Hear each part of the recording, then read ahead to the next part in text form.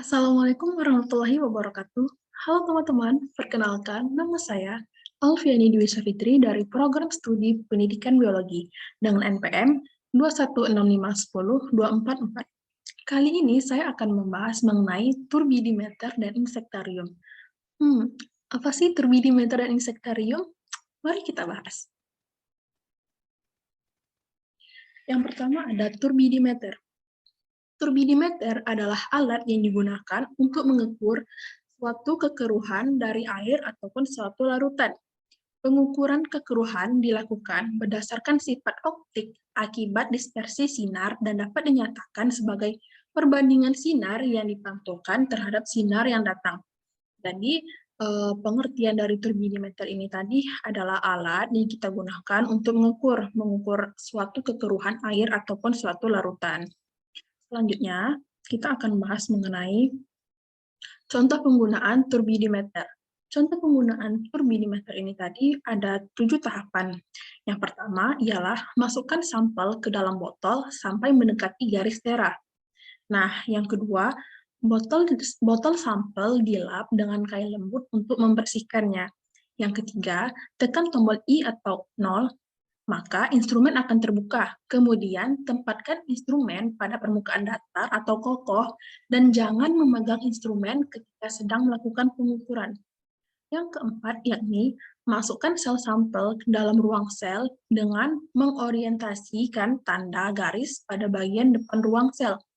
Yang kelima, pilih daerah atau range secara manual atau otomatis dengan menekan tombol range. Yang keenam, memilih mode sinyal rata-rata dengan menekan tombol sinyal F-range, dan monitor akan menunjukkan SIG atau AVG ketika instrumen sedang menggunakan mode sinyal rata-rata.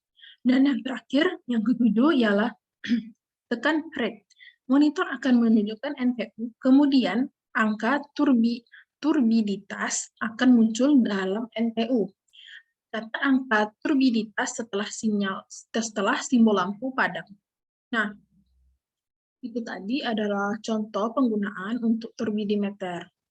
Selanjutnya, yang kedua ialah insektarium. Insektarium merupakan suatu media penyimpanan koleksi spesimen insekta, baik awetan basah maupun awetan kering. Insektarium ini memudahkan kita untuk mempelajari struktur tubuh serangga secara mendalam. Nah, insektarium ini gunanya itu untuk mengawetkan beberapa jenis serangga seperti kupu-kupu ataupun jenis serangga yang lain. Nah, ini merupakan tempat untuk membuat insektarium, dan ini merupakan contoh pembuatan insektarium yang telah jadi. Selanjutnya ialah contoh penggunaan insektarium. Contoh penggunaan insektarium ini ada 9 langkah. Yang pertama, tangkaplah serangga dengan menggunakan jaring serangga. Hati-hati terhadap serangga yang berbahaya. Jadi, ada beberapa serangga yang berbahaya. Untuk itu, kita harus hati-hati dalam menangkapnya. Untuk yang kedua ialah, matikan serangga dengan jalan memasukkannya ke dalam kantong plastik yang telah diberi kapas yang sudah dibasahi dengan kloroform. Yang ketiga, serangga yang sudah mati dimasukkan ke dalam kantong atau toples tersendiri. Kupu-kupu dan capung dimasukkan ke dalam amplop dengan hati-hati agar sayapnya tidak patah. Yang keempat, suntiklah badan bagian belakang serangga dengan formalin 5%. Sapu dengan menggunakan kuas bagian tubuh luar dengan formalin 5%. Selanjutnya, sebelum menguring, tusuk bagian dada serangga dengan jarum pentul. Setelah itu, pengeringan cukup dilakukan di dalam ruangan pada suhu kamar. Tancapkan jarum pentul pada plastik atau karet besar. Yang ketujuh, untuk belalang, tempangkan salah satu sayap ke arah luar.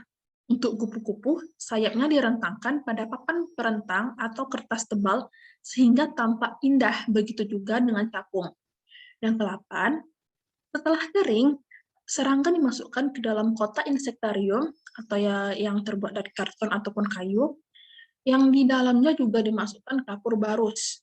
Dan yang terakhir, yang ke-9, ialah beri label atau yang kita letakkan di sisi luar kotak yang memuat catatan khusus lainnya. Nah, Itu tadi merupakan contoh penggunaan dari insekterium. Selanjutnya teman-teman pasti pernah kan menonton, ya animasi kartun larva, yang di mana ada ulat merah dan ulat kuning.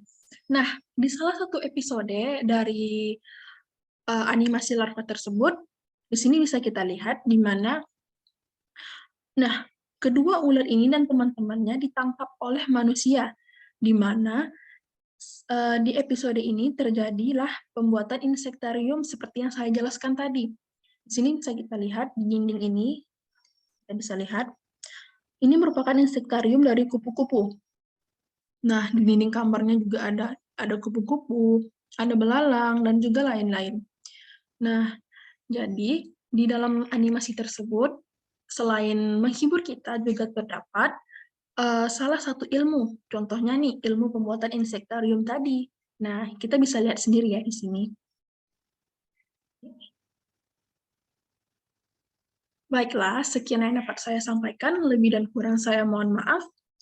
Saya akhiri dengan wabillahi taufiq wal hidayah. Wassalamualaikum warahmatullahi wabarakatuh. Dadah.